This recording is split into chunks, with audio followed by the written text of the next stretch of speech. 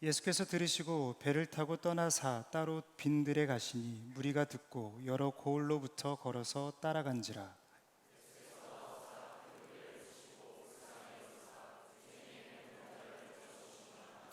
저녁이 되매 제자들이 나와 이르되 이곳은 빈들이요 때도 이미 저물었으니 무리를 보내어 마을에 들어가 먹을 것을 사 먹게 하소서. 제자들이 이르되 여기 우리에게 있는 것은 떡 5개와 물고기 2마리 뿐이니이다. 무리를 명하여 잔디 위에 앉히시고 떡 5개와 물고기 2마리를 가지사 하늘을 우러러 축사하시고 떡을 떼어 제자들에게 주시매 제자들이 무리에게 주니 함께요. 먹은 사람은 여자와 어린아이 외에 5,000명이나 되었더라. 아멘. 이것은 하나님의 말씀입니다. 네, 오늘 빈들에서 일어난 대반전의 밤이라는 제목으로 함께 은혜를 나눠보려고 합니다. 지난주 금요일부터 시작된 연휴가 이번 주 화요일까지 이어진 한 주였는데요. 긴 연휴였던 만큼 모처럼 만에 저도 가족들과 아주 귀한 시간을 보내는 한 주였습니다. 특별히 점심 한 끼는 청년부 임원단들과 함께 있었는데요. 이 모임 장소에 이 지체들이 자신들의 그 꼬꼬마 시절 때 아주 지금에서 찾을 수 없는 그 얼굴이 담겨진 그 사진들을 이 벽면에 붙여놨더라고요. 그 중에 제 눈을 사로잡았던 사진 한 장이 있었습니다. 정말 우유빛깔처럼 뽀얀 피부에 정말 그 앙증맞은 표정 있잖아요. 그 앙증맞은 표정을 하고 있는 친구였어요. 도무지 모르겠어가지고 계속 찾았지만 결국에는 못 찾았어요. 근데 그 지체가 누구였냐면 신윤철 국장이었습니다. 인생이 어떤 풍파를 맞았는지는 모르겠지만 그의 얼굴은 밀도 있는 인생을 말해주는 것 같아요. 그러나 여기 계신 분들 중에 크고 작은 풍파 한번 안 맞아본 인생은 없을 겁니다. 이 풍파라고 하는 것은 내가 원하든 원하지 않든 무조건 찾아오는 것이고요. 내가 잘하든 못하든 찾아오는 것, 이게 바로 풍파이기 때문이죠. 그래서 우리가 인생의 풍파라고 할 때 예고 없이 찾아오는 드라마다라는 표현들을 많이 쓰는데 마치 저물어가는 노을 마냥 나의 존재가 서서히 저 산등성 뒤로 뉘엿뉘엿 사라져 가는 거죠. 여러분, 이때 필요한 것은 무엇일까요? 아마 세상 사람들은 다 이렇게 말할 것입니다. 역전시킬 수 있는 묘수가 필요하다. 이 신의 한 수를 이야기를 하는 거죠. 제가 작년에 읽었던 책인데요, 당신의 인생에 찾아올 기적 같은 반전이라는 부제를 가진 책이었습니다.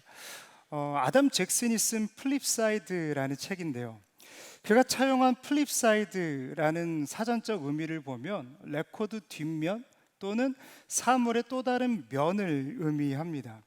아담 잭슨은 이를 인생에 비유하면서 이 좌절과 역경 이면에 존재하는 이 반전의 기회, 역전의 기회를 이 플립사이드라고 이야기를 하는 거죠. 이 대표적으로 몇 사람 예를 드는데 이 죽음의 문턱에서 인간을 성찰한 이 빅터 프랭클린 박사, 이 산둥수용소를 쓰면서 이 인간의 이 내적 그 동기와 그 숨겨져 있는 그 뭐라고 하죠? 어쨌든 그 수면 아래에 있는 그 무의식 공간을 잘 이야기를 하고 있습니다. 그리고 죽음의 문턱에 넘어서서 이 실패와 좌절 이후 회복 탄력성을 연구한 이 마틴 셀리그만도 있습니다. 그리고 우리에게 친숙한 이름인데 이 다윗과 골리앗을 쓴 말콤 글래드웰. 그는 블링크라는 책을 쓰면서 이 책이 뉴욕타임즈 베스트셀러까지 오르거든요. 근데 그 책에 쓰여진 그 영감이 어디서 출발하느냐? 그가 인생에서 경험했던 그 인종차별 그리고 편견 속에서 받은 영감을 가지고 이 베스트셀러가 된 블링크라는 책을 쓰게 됩니다. 그래서 아담 잭슨은요, 성공한 사람들에 대해서 평가를 할 때 이렇게 이야기를 합니다. 성공한 사람은 역경이 없었던 사람이 아니라 역경 속에서 플립사이드를 발견한 사람이다. 이러한 근거로 그는 역경 앞에 도망치지 말 것을 이야기합니다. 역경이 찾아오거든 그 역경과 마주서서 부딪히라는 거죠. 그러면서 한 가지 액션을 요구하는데 그 안에서 플립사이드를 찾으라고 이야기합니다. 이 역경 속의 위기의 인생을 기회의 인생으로 역전시키는 한 수, 그 플립사이드는 다른 곳에 있는 것이 아니라 지금 내가 직면하고 당면하고 있는 이 역경, 고난, 이 절망 속에 담겨져 있기 때문입니다. 우리는 이 플립사이드라고 하는 것을 은혜라고 표현해 볼 수도 있을 것 같습니다. 오늘 말씀도 보면 이 은혜, 이 플립사이드를 이야기를 하고 있는데요. 우리가 마태복음 14장은 잘 아는 이 기적의 사건이죠. 오병이어 사건입니다. 특별히 사복음서에 다 기록될 정도로 이 기적이 갖는 메시지는 아주 무거운데요. 누가복음은 당시 시간적 배경을 이렇게 설명하고 있습니다. 날이 저물어 가매. 날이 저물어 가매. 다들 노을을 보신 적이 있을 겁니다. 인생의 노을, 여러분들에게는 있으십니까? 저에게 있어서 인생의 노을은 단연코 에티오피아에서 봤던 노을이었던 것 같아요. 이 컴파운드에서 뉘엿뉘엿 저물어가는 그 해를 볼 때 그 에티오피아 그 하늘이 붉게 물들어진 모습이 참 아름답고 이 돈으로도 살 수 없는 값진 그림이다라고 생각을 했었는데요. 근데 그러한 노을이요, 참 사람의 상황과 다르게 늘 해석되어지는 것 같습니다. 제가 예를 좀 들어보겠는데요. 직장 상사에게 까이고 퇴근도 못한 채 옥상에서 바라보는 노을.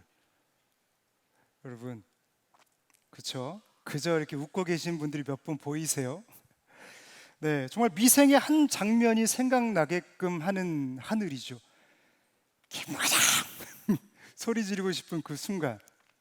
그러나 우리는 다시 조용히 내려가서 네 과장님이라고 말하면서 내가 해야 될 역할들을 이어서 하는 거죠. 뭐 학생들도 마찬가지입니다. 열심히 공부를 해서 갔습니다. 그런데 시험지를 받아봤는데 시험 범위가 틀린 거예요. 생각만 해도 아찔하죠. 그리고 나오는 그 학교 본관을 나오는 그 문턱을 넘어 마주보는 그 하늘 노을은 타들어가는 만큼 그 마음도 쪄들어가는 순간일 거죠. 당시 주님을 따라 나섰던 모든 이들의 마음이 이와 같지 않았을까라는 생각을 해봅니다. 그들이 느끼는 허기는 단순히 굶주림만이 아니었거든요. 그들은 끊임없이 기다렸습니다. 메시아를 기다렸습니다. 그러나 메시아는 오지 않아요. 그 안에서 로마의 압제와 그 아래 탄간오리들의 횡포 속에서 그들은 조금도 평안을 누리지 못하고 떨어야만 했습니다. 어쩌면 그들은 이미 밤의 시간을 지나가고 있었던지도 모르겠어요. 그러나 이 상상하지 못했던 대반전이 오늘 말씀 가운데 일어나죠.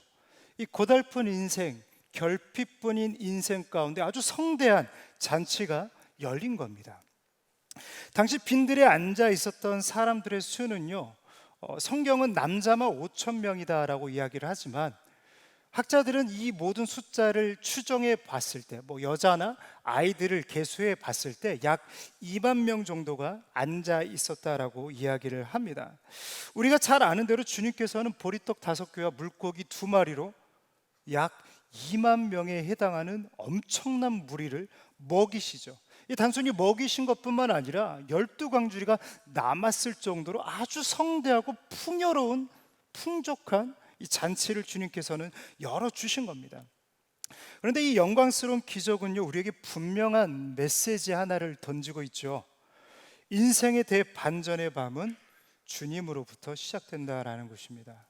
여러분 믿으십니까? 그런 의미에서 오늘 이 말씀을 준비할 때 제 중심에 있었던 영혼들은 한 가지였어요. 혹시 인생에 저물어가는 시간을 보내고 있는 지체들이 있지 않을까? 혹 이들처럼 소망하지만 그 소망은 이루어지지 않는 이 결핍과 메마름이 질비한 이 빈들을 걸어가고 있는 지체들이 있지는 않을까? 그곳이 가정일 수도 있고 직장일 수도 있고 학교일 수도 있고 또 내가 말하지 못한 여러 관계 속에 처한 상황일지도 모르겠습니다. 그래서 오늘 이 말씀을 준비하면서 바라기는 여러분 짧은 시간이지만 이 말씀 속에서 여러분들에게 필요한 이 믿음의 플립사이드를 발견하시기를 축복합니다. 네, 대반전의 밤을 이루기 위해 무너뜨려야 할 편견이 몇 가지가 있는데요. 그 첫 번째는 때와 장소를 가리지 말라입니다. 때와 장소를 가리지 말라. 이 BBC 다큐에서 벼룩을 대상으로 이 작은 실험 하나를 진행을 했었는데요. 뭐 다 아시는 것처럼 벼룩은 자신의 몸에 그 비율적으로 100배 혹은 200배 이상을 뛸 수 있다라고 이야기를 합니다. 이러한 벼룩을요, 요만한 컵 위에 한 1000마리 정도를 넣습니다. 그리고 뚜껑을 닫는 거죠.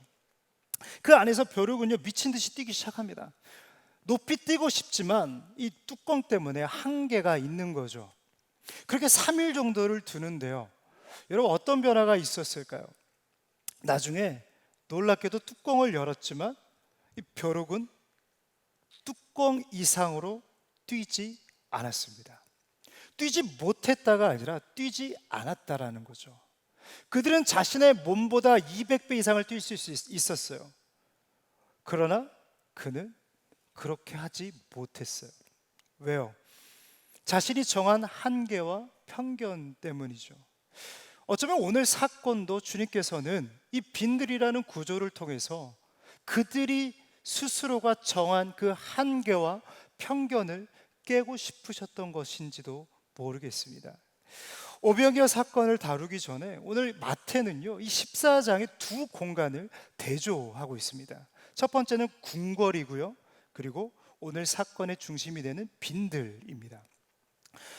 여러분, 질문 하나 드리고 싶은데요. 여러분들은 신혼집을 정한다면 어디에 정하고 싶습니까? 제가 예를 드릴게요. 1번 청담동, 2번 명일동. 왜 웃어요? 네, 웃음이 다 어디를 말하는지 알 것 같아요. 네, 여러분, 제가 청담동 집값을 알아보니까 제일 비싼 데가 한 채 159억. 159억. 말도 안 되는 가격이죠.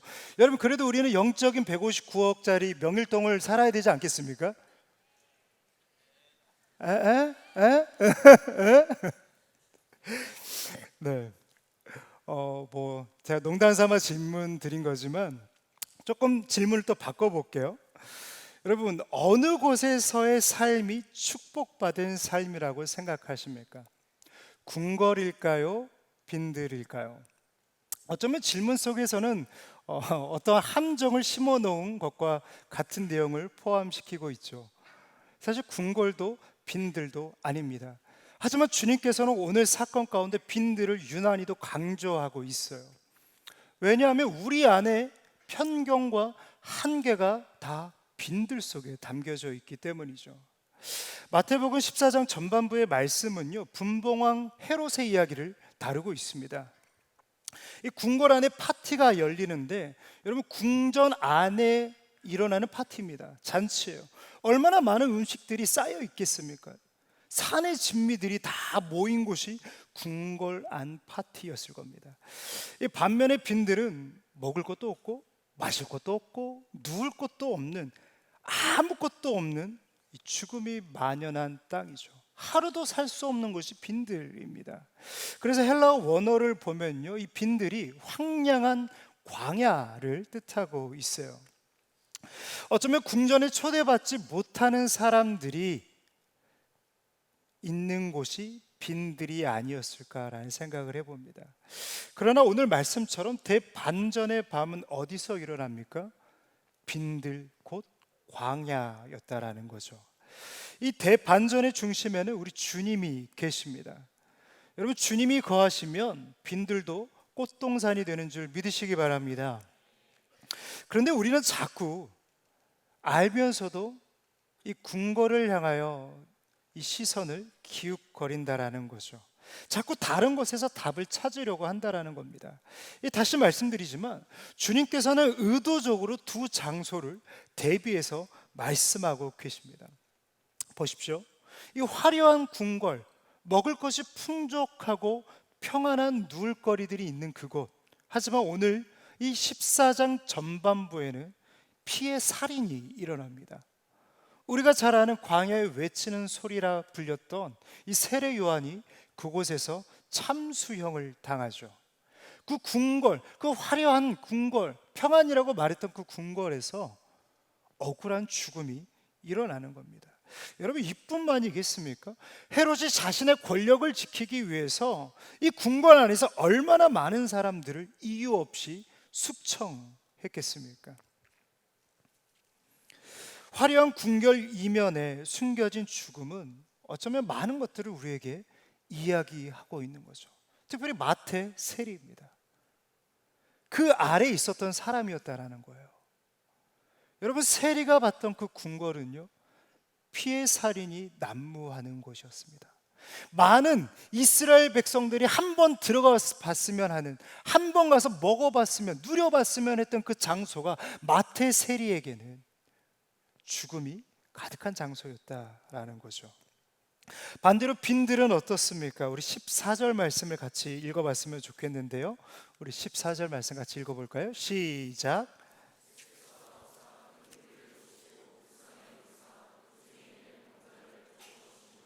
아멘. 죽음뿐이라 생각했던 그 빈들에서 병자를 고쳐주시니라. 주님께서는 그 땅에서 병자를 고치셨습니다. 뿐만 아니라 2만 명에 달하는 수많은 사람들을 먹이셨죠. 다시 말해서 주님께서는 빈들이 아니다라고 말씀하시는 겁니다. 내가 거하는 그곳은 결코 죽음의 땅이 아님을, 소생의 역사가 일어남을 주님께서는 우리에게 말씀하시는 거죠. 여러분들이 지금 거하는 곳은 어디입니까? 궁궐입니까? 아니면 빈들입니까? 여러분, 어디에 계시든지 간에 주님과 동행하시기를 축복합니다. 이 1994년 영화 마스크와 이 트루먼 쇼로 유명세를 탔던 이 배우 짐 캐리가 있습니다. 그는 성공한 배우로 많은 것들을 누렸는데요. 그러나 그는 한 인터뷰를 통해서 자신의 심정을, 어쩌면 자신의 인생에 이 회고록에 담을 한 문장을 썼는지도 모르겠습니다. 이렇게 이야기합니다.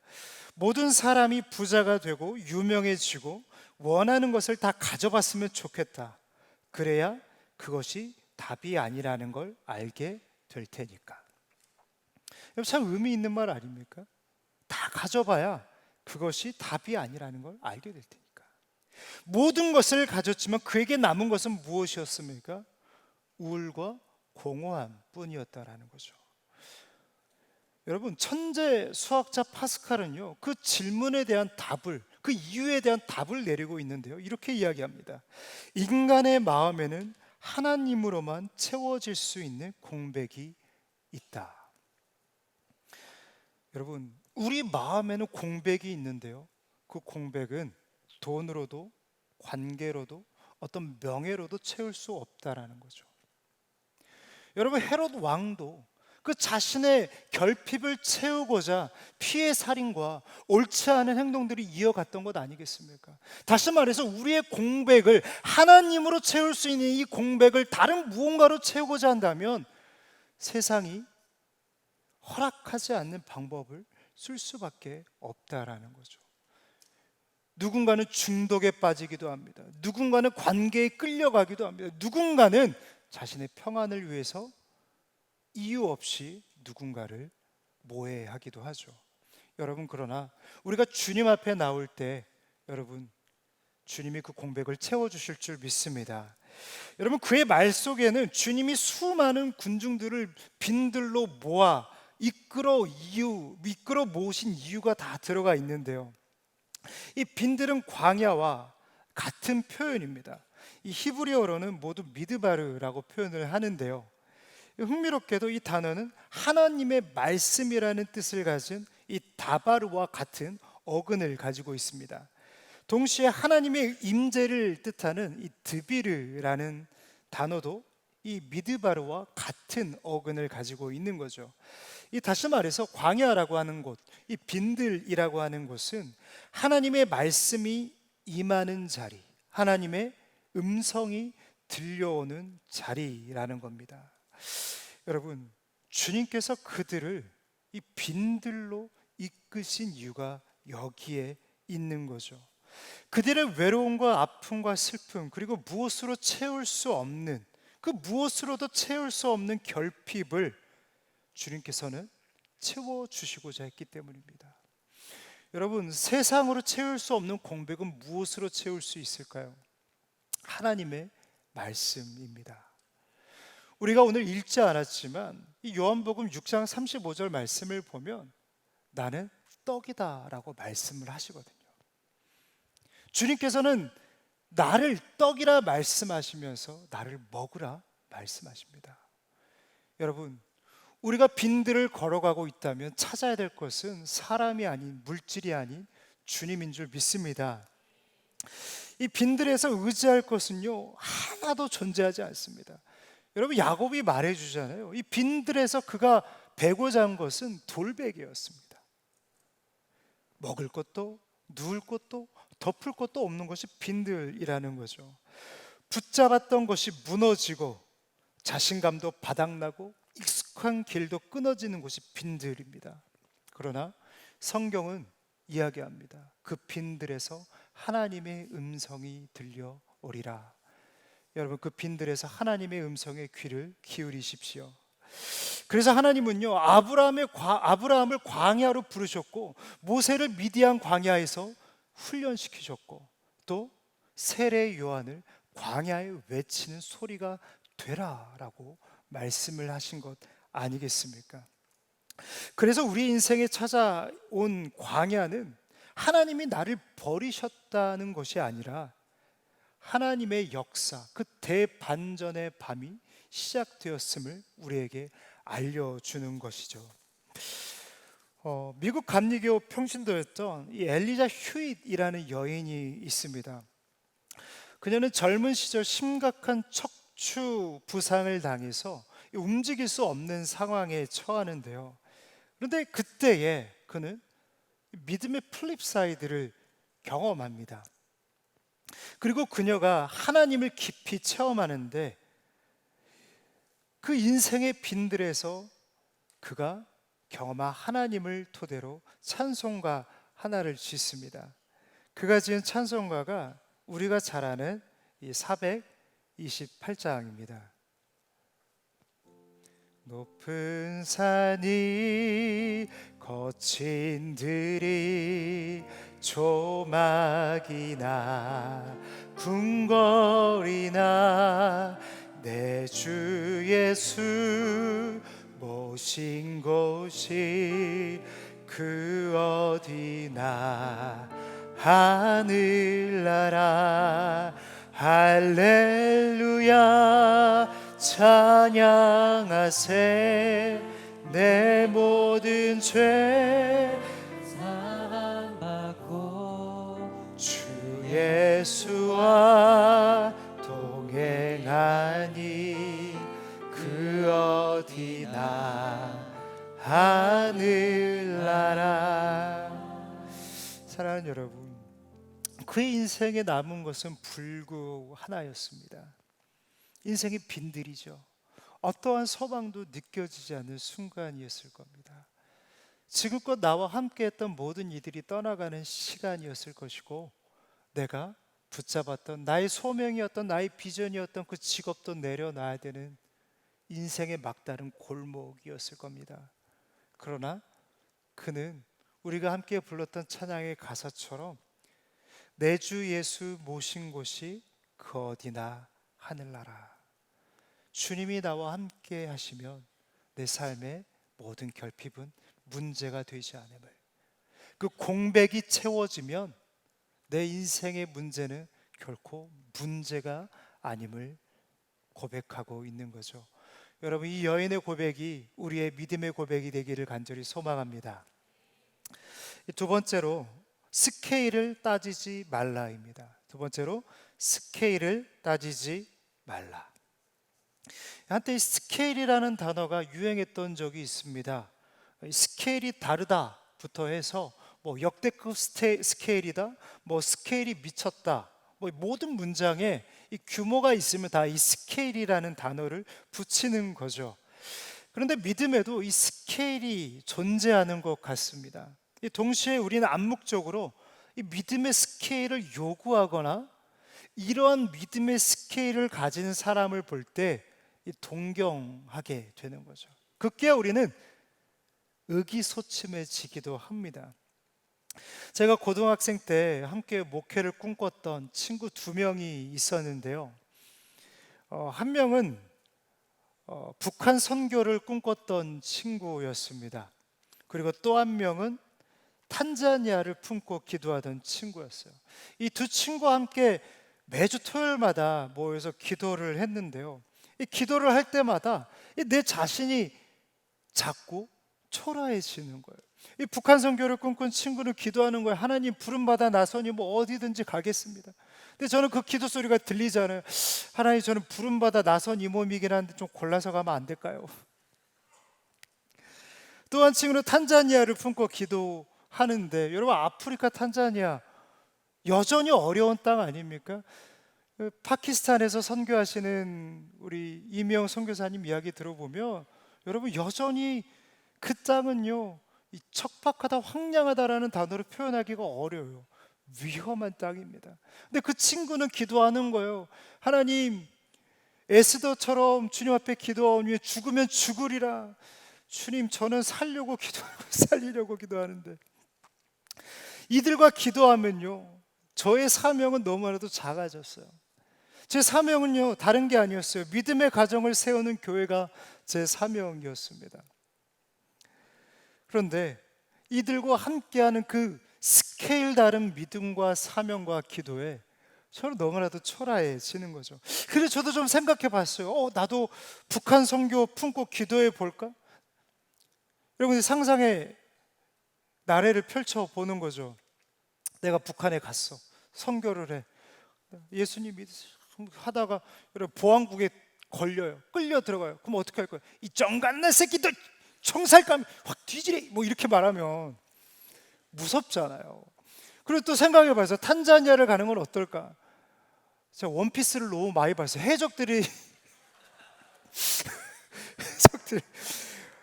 제 믿음의 스케일로는 이 품을 수 없는 땅이더라고요.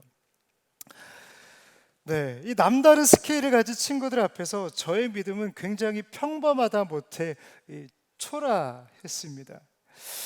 물론 두 친구 다 북한에서 가장 먼 이 전라남도 순천에서 사역하고 있어요. 네, 전혀 스케일과 다른 삶을 살고 있는 거죠. 여러분 부러워할 필요가 없습니다. 끝까지 가봐야 돼요. 네, 여러분도 이 저와 같은 감정을 분명히 느끼신 적이 있을 것 같습니다.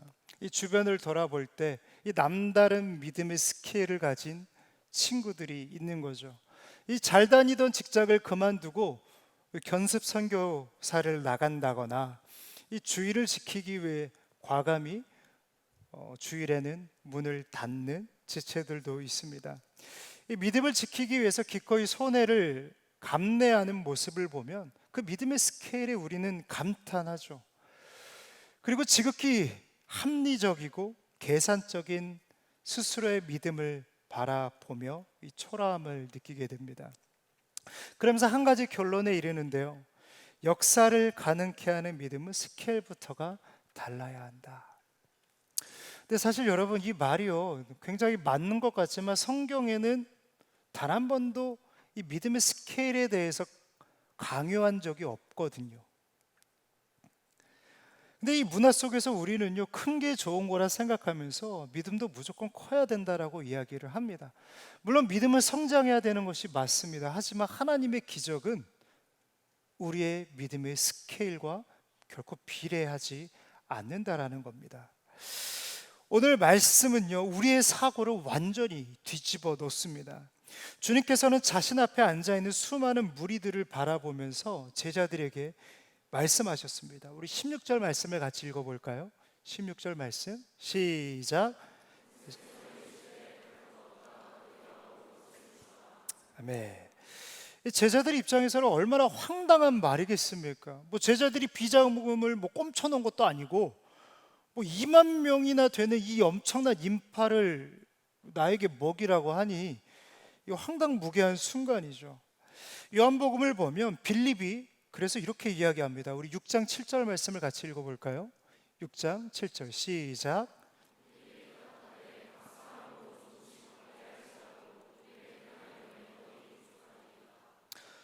빌립은요 계산을 다 해본 거예요. 근데 이들을 다 먹이고도 200데나리온이 부족한 거죠. 여러분, 여기서 한 데나리온은 하루 일꾼의 품삯을 의미하거든요. 그러니까 엄청난 돈이 필요하다라는 거예요. 이때 안드레가 빌립의 말을 거들면서 이야기합니다. 우리 9절 말씀 같이 읽어볼까요? 시작. 여기 한 아이가 있어 보리떡 5개와 물고기 2마리를 가지고 있나이다. 그러나 그것이 이 많은 사람에게 얼마나 되겠사옵나이까. 아멘. 이 말이 어떤 말이냐면, 예를 들면 송한슬 목사님이 저한테 1억을 좀 빌려달라고 하는 거예요. 목사님 1억 좀 빌려주세요. 미쳤구나 이렇게 말하겠지만, 이렇게 말하는 것보다 야, 내 돈에 땡전 한 푼, 5만 원인데 땡전 한 푼 없어, 100원도 없어, 이 말이 바로 안드레의 표현인 거예요. 100원도 없다라는 게 안드레의 표현. 그러니까 진짜 없음을 표현하는 말이 안드레예요. 여러분, 이걸 영적으로 표현해 볼까요? 진짜 믿음 없음을 말하는 게 안드레의 고백이었다라는 거죠. 그러나 우리 중에 누가 빌립과 안드레에게 돌을 던질 수 있겠습니까? 주님은 하실 수 있으십니다. 주님 기적 보여주시죠. 여러분, 여기서 누가 주님께 그렇게 요구할 사람이 있겠어요? 솔직히 저도 자신 없거든요. 아내가 아플 때 저의 모습은 그저 믿음이 부족한 한없이 평범한 사람 중에 한 명일 뿐이었습니다. 하지만 훗날 요한은 자신의 요한복음을 통해서 이렇게 설명을 하죠. 우리 6절 말씀을 세 번역으로 다시 읽어보겠습니다. 시작. 예수께서 빌립을 시험해 보시고자 이렇게 말씀하신 것이다. 예수께서는 자기가 하실 일을 잘 알고 계셨던 것이다. 아멘. 주님이 빌립에게 물으신 이유는 시험하기 위함이었고요, 동시에 주님은 당신이 무슨 일을 해야 될 줄을 알고 계셨다라고 요한은 이야기합니다. 다시 말해서 주님께서는 이 사건을 통해서 주시고자 했던 메시지가 있었다라는 거죠. 여러분, 그것이 무엇입니까? 하나님의 역사는 비범한 사람들을 통해 초월적인 역사로 나타나는 것이 아니라 지극히 평범한 사람들을 통해 초월적인 역사가 일어날 수 있다라는 것입니다. 왜 그렇습니까? 하나님은 우리의 믿음에 의존하지 않으시기 때문입니다. 우리의 믿음이 커서 하나님이 역사하시는 것이 아니고, 또한 우리의 믿음이 적어서 하나님이 역사하지 못하시는 것도 아닙니다. 하나님은 당신의 선하심과 그 계획에 따라 역사하시는 분이십니다. 제가 말씀을 묵상하면서 생각나는 표현 하나가 있었습니다. 이 절름발이 믿음이라는 표현이었는데요. 믿음이가 6살 때였던 것 같아요. 이제 같이 어쩔 수 없이 화장실을 가야 될 때가 있었는데, 이 조그만 것이 절대 좀 컸다고, 이 남녀를 이제 구분할 줄 아니까 남자 화장실은 절대 안 간다라고 이야기를 하는 거예요.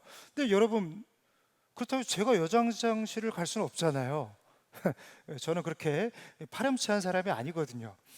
근데 어떡해요? 제가 믿음이를 데리고 들어갈 수는 없고 이제 넣어놓고 문 앞에서 기다렸죠. 근데 문제는 뭐냐면, 믿음이가 이 셋 중에 분리불안이 좀 심한 친구입니다. 혼자 못 있어요. 그래서 이제 사로에 이제 들어가는 걸 이렇게 보고, 표현 이상한데 보진 않았지만 어쨌든 들어갔고, 이제 그때부터 이제 시작되는 거예요. 아빠 밖에 있지? 있어. 아빠 있지? 있어. 걱정하지 말고 있어. 아빠 아빠와 똥 소리와 함께 나오는데, 또 여자들이 또 나오잖아요. 여성분이 나와도 어찌나 민망하든지. 근데 저는 참 그 우픈 모습이지만 그 짧은 순간 속에서 이것이 우리의 믿음이 아닌가라는 생각을 좀 해봤어요. 믿습니다, 고백하지만 이 돌아서면 불안해서 다시 주님을 찾고 또 찾는 발걸음. 초연하길 원하고 남들과는 남다른 스케일의 믿음을 갖기를 원하지만, 불안한 마음에 또다시 흔들리는 우리의 믿음 없음을 바라볼 때 참으로 안타깝죠. 그런데요, 여러분, 절름발이 믿음도 믿음입니다. 절름발이 믿음일지라도 멈추지 않는 걸음은 주님이 세우신 표대를 향해 도착하기 때문이죠. 여러분, 우리는 너무나도 남다른 스케일을 원합니다. 그러나 우리는 야곱의 삶을 통해서 한 가지를 깨달아야 돼요. 주님을 따르는 삶은 어떠한 삶인가? 절름발이 삶이라는 거죠. 절름발이 믿음을 가질지라도 그 불안함 속에서도 끊임없이 주님을 찾는 것, 흔들릴 때마다 주님을 다시 바라보는 것, 여러분, 이것보다 귀한 믿음이 어디에 있겠습니까? 7번 넘어질지라도 8번 다시 일어나서 그 걸음을 이어가는 절름발의 믿음. 여러분, 그 믿음을 가지고 살아가시기를 축복합니다.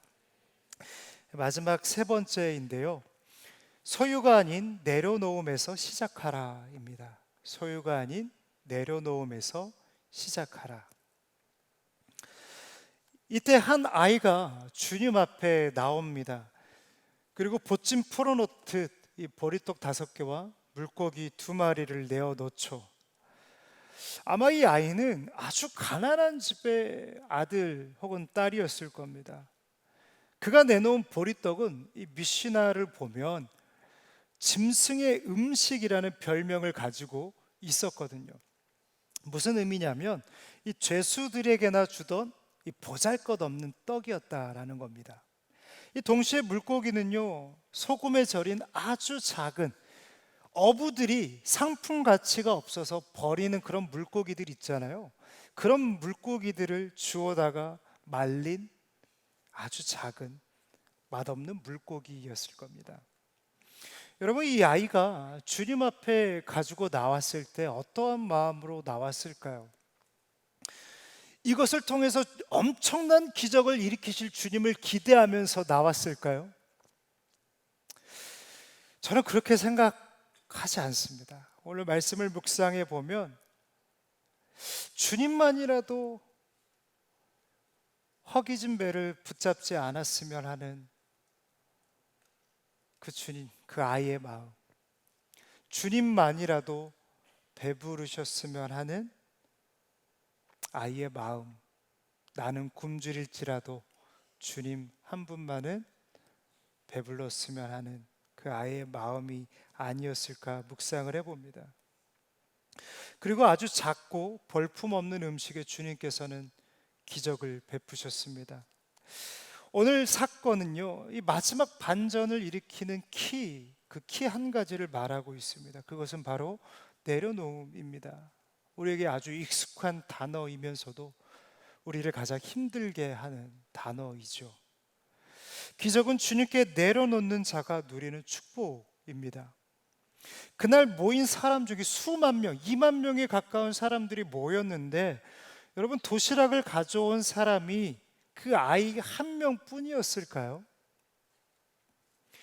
우리는 상상력을 발휘해 봤을 때 최소한 수백 명, 아니 수십 명은, 아니면 10명이라도 여러분 그 도시락을 가지고 온 사람이 있지 않았겠습니까?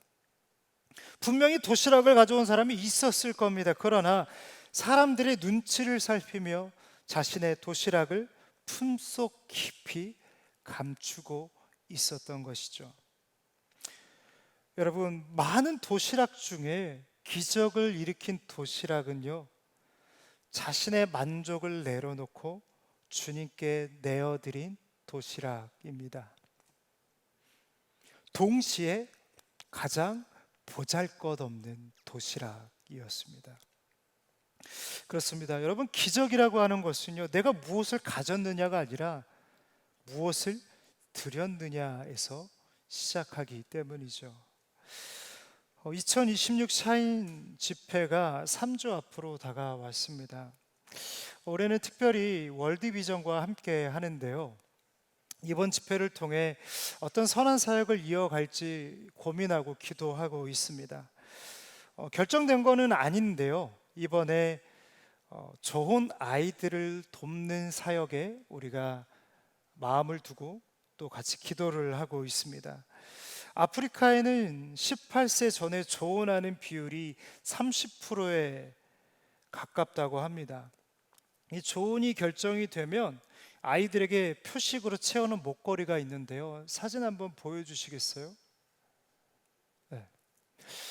제가 언뜻 어떤 다큐를 볼 때 어린 아이들에게 이러한 목걸이를 채운 장면을 본 적이 있는 것 같아요. 그때는 아무 생각 없이 봤는데 지금 생각해 보면 조혼이 결정된 아이였던 것 같아요.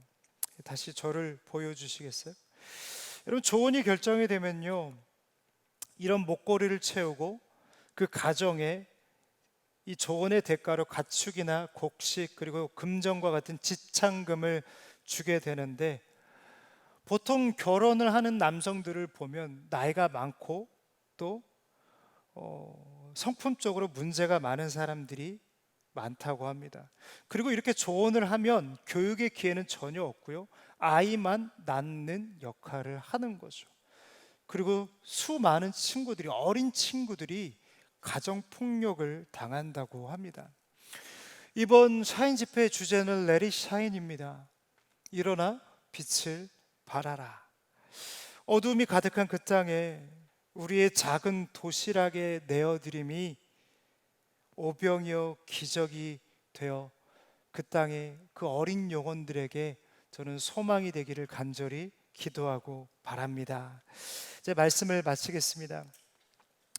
제가 오늘 말씀을 준비하면서 눈을 떼지 못한 한 표현이 있는데요, 14절 말씀입니다. 우리 14절 말씀 같이 읽어볼까요? 우리 14절 말씀 시작. 예수께서 나와사 큰 무리를 보시고 불쌍히 여기사 그 중에 있는 병자를 고쳐주니라. 아멘. 여러분, 이 14절 말씀을 보면요, 불쌍히 여기사라는 단어가 있습니다. 불쌍히 여기사. 그들은 어떤 믿음의 스케일을 갖고 있지 않았습니다. 우리가 다 아는 것처럼 그들이 주님을 따랐던 이유는 정치적 메시아를 갈구했기 때문이죠. 또한 그들은 주님이 십자가를 지실 때 골고다 언덕을 올라가시는 그 주님을 향하여 침을 뱉고 돌을 던졌던 사람들이었습니다. 그런데 주님께서는요, 자신의 아픔보다는 그들의 아픔이 먼저 보이셨습니다. 그들의 상처가 먼저 보이셨고 그들의 결핍이 먼저 보이셨습니다. 여기서 불쌍히 여기다는 원어로 보면 스플랑크 니조마이라고 하는데요, 이 창자가 뒤틀리는 고통을 표현을 하죠. 주님께서는 수많은 군중들을 바라볼 때 환호성을 듣고 계신 주님이 아니라 그들의 상처와 아픔에 그 내면에 귀를 기울이고 계셨습니다. 또한 그가 나를 향하여 돌을 던지고 배신할 것을 알면서도 주님께서는 그들의 영혼의 부르짖음을 듣고 계셨다라는 거죠. 그렇습니다. 그래서 주님께서는요, 우리에게 이렇게 말씀하세요. 마태복음 14장 35절인데요, 예수께서 이르시되 나는 생명의 떡이니 내게 오는 자는 결코 줄이지 아니할 터이요 나를 믿는 자는 영원히 목마르지 아니하리라. 저는 이 말씀을 묵상하고자 인도라면 주님이 이렇게 말씀하시는 것 같아요. 난 이미 준비가 되어 있어. 부족해도 괜찮아. 연약해도 괜찮아. 온전한 믿음이 아니어도 괜찮아. 너의 인생이 물고기 2마리 보리떡 5개와 같이 보잘것없는 아주 작은 도시락이라도 괜찮아. 우리는 여전히 궁궐이 있어야, 스케일이 있어야, 좋은 것을 들여야만 내 인생에 비범함이 나타날 거라고 착각하고 오해하고 스스로를 한계짓습니다. 그러나 대반전의 밤은 내 안에서부터 출발하는 것이 아니라 주님의 마음에서 출발하는 겁니다. 나의 갈망과 나의 갈급함이 아니라 나를 불쌍히 바라보시는 그 주님의 중심에서부터 시작된다라는 거죠. 여러분, 그래서 주님은 우리를 고아와 같이 내버려 두지 않으시는 겁니다. 하나님은 우리의 믿음과 무관하게 역사하십니다. 이것은 어떠한 전능성을 말하는 것이 아니라 우리를 사랑하시는 주님의 마음입니다. 동시에 모든 교리를 뛰어넘는 아가페적 사랑입니다. 그래서 저는 오늘 말씀을 통해서 한 가지 결론을 내립니다. 우리에게 필요한 믿음의 플립사이드는 무엇인가? 더 예배하고 더 기도하고 더 말씀 보고 뭔가 세상이 요구하는 것처럼 108번제를 드려야 되는 것이 우리의 믿음의 모습인가? 물론 그것도 필요하죠. 물론 그것도 중요합니다, 여러분.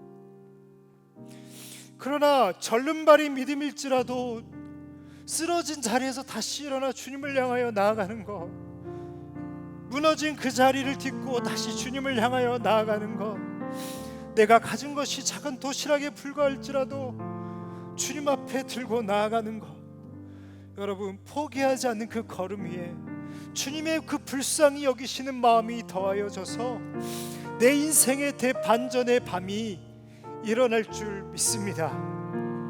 우리 함께 찬양하겠습니다.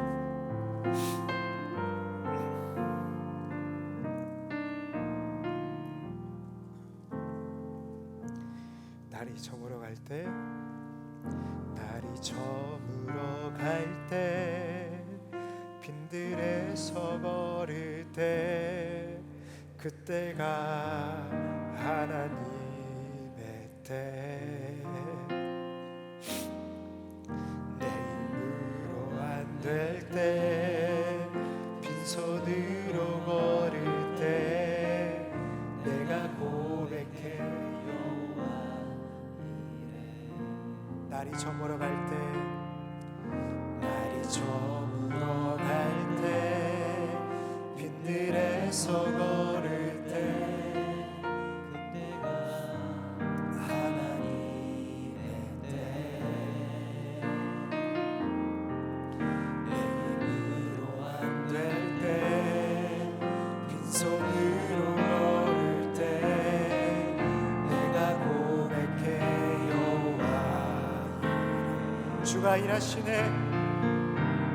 주가 일하시네, 주가 일하시네, 주께 아끼지 않는 자에게 주가 일하시네, 주가 일하시네,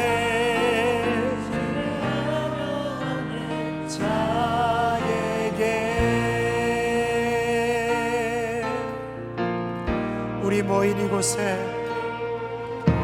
우리 모인 이곳에 주님 함께 계시네.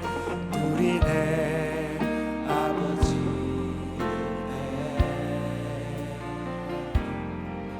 작은 떡과 물고기 내 모든 걸 드릴 때 모두 고백해 여호와.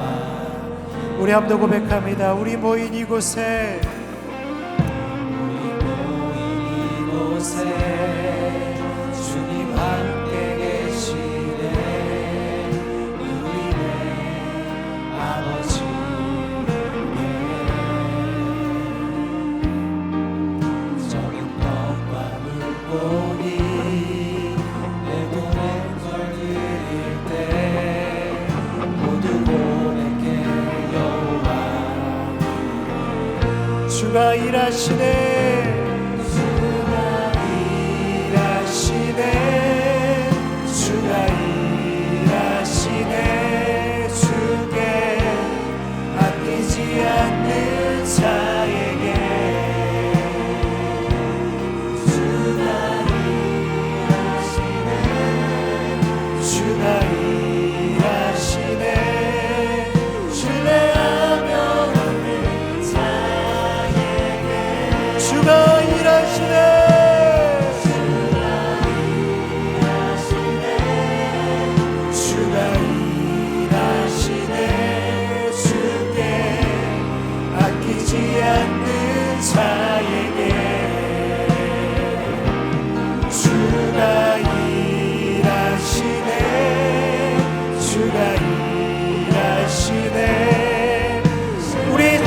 그것을 가지고 기적을 베푸시는 주님 앞에 고백합니다. 주가 일하시네. 주님이 일하십니다.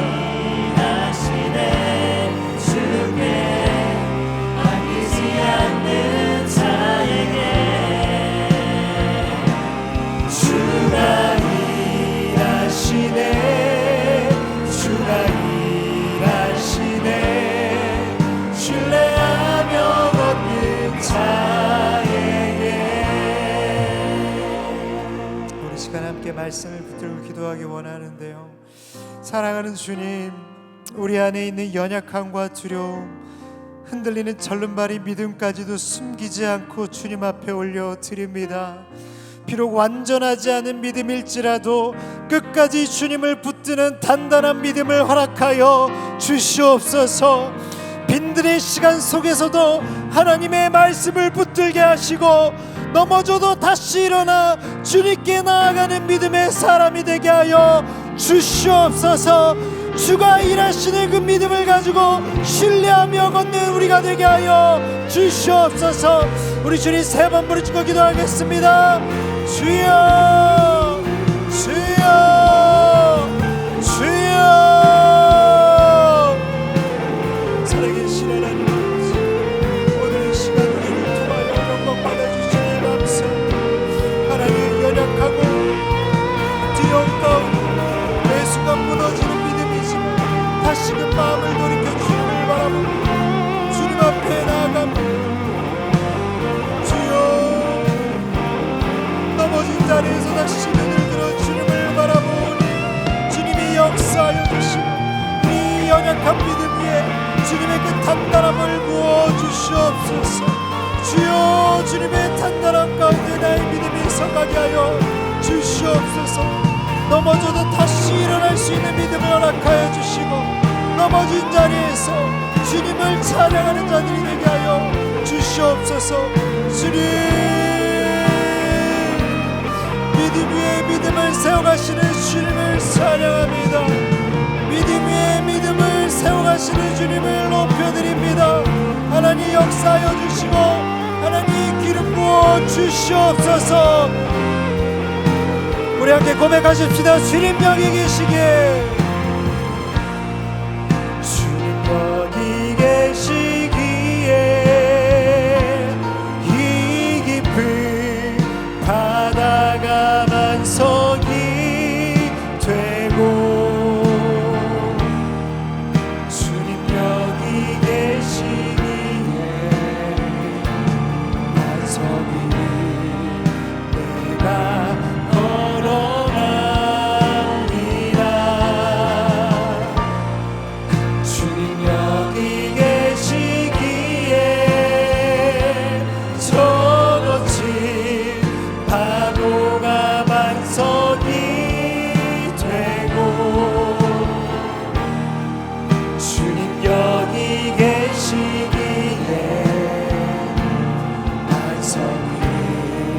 내가 우리 한번 더 고백합니다.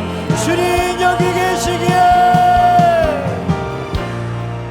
주님 여기 계시기에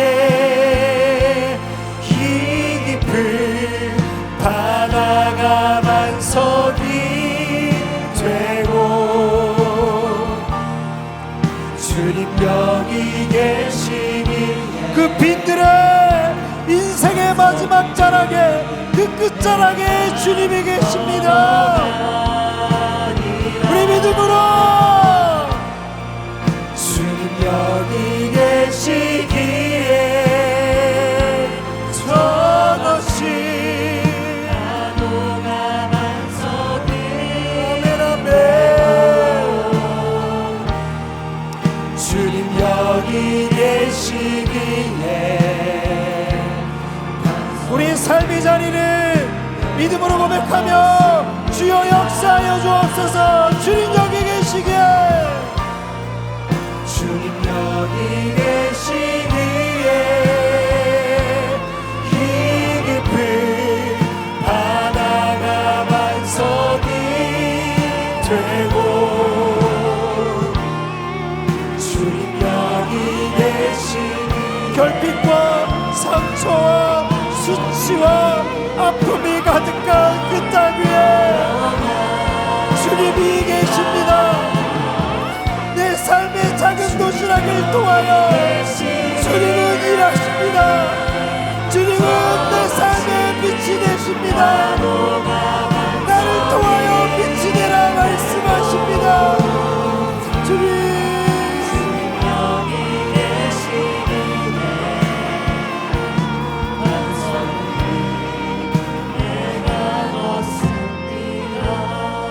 우리 아무도 기도할 때 주님 내가 붙들고 있는 도시락은 너무나도 작고 연약하지만 주님 앞에 올려드리오니 사용하여 주시옵소서. 시간과 물질, 재능과 꿈 그리고 나의 삶까지도 주님께 기꺼이 내어드릴 수 있는 믿음을 허락하여 주시고 특별히 샤인 집회를 통해 우리의 작은 순종이 누군가의 빈들이 채워지는 오병이어 기적이 일어나게 하여 주시옵소서. 이 땅에 영적인 오병이어 기적이 일어나게 하여 주시옵소서. 주님 세 번 부르시고 기도하겠습니다. 주여 주여 주여. 살아계신 하나님 주님 여기 계십니다. 오늘은 주님 앞에 나아갈 수 없습니다. 나의 상처와 수치와 아픔을 돌보시는 주님, 이 시간 나의 작은 도시락을 가지고 주님 앞에 나아가오니 하나님 나의 시간과 물질과 사고를 뺏어기 가운데 숙사하사 12광주리가 남는 기적을 일으켜 주시옵소서. 나를 통하여 한동훈이 변화되게 하여 주시고 나를 통하여 무릎이 변화되게 하여 주시고 나를 통하여 우리 팀과 우리 뉴스 공동체가 변화되게 하여 주시옵소서. 하나님 특별히 이번 샤인 집회는 열방을 품고 나아갑니다. 주여 우리의 작은 날갯짓이 저 지구 반대편에 있는 아프리카 땅 가운데 은혜의 태풍이 되게 하여 주시옵소서. 기적의 폭풍이 일어나게 하여 주시옵소서. 2000년 전 빈들의 오병이어 기적이 오늘 이 시간에 일어나게 하여 주시옵소서. 우리의 기도와 우리의 헌신을 통하여 역사하여 주시옵소서. 주님이 일하실 줄 믿습니다. 주님이 붙들어 주실 줄 믿습니다.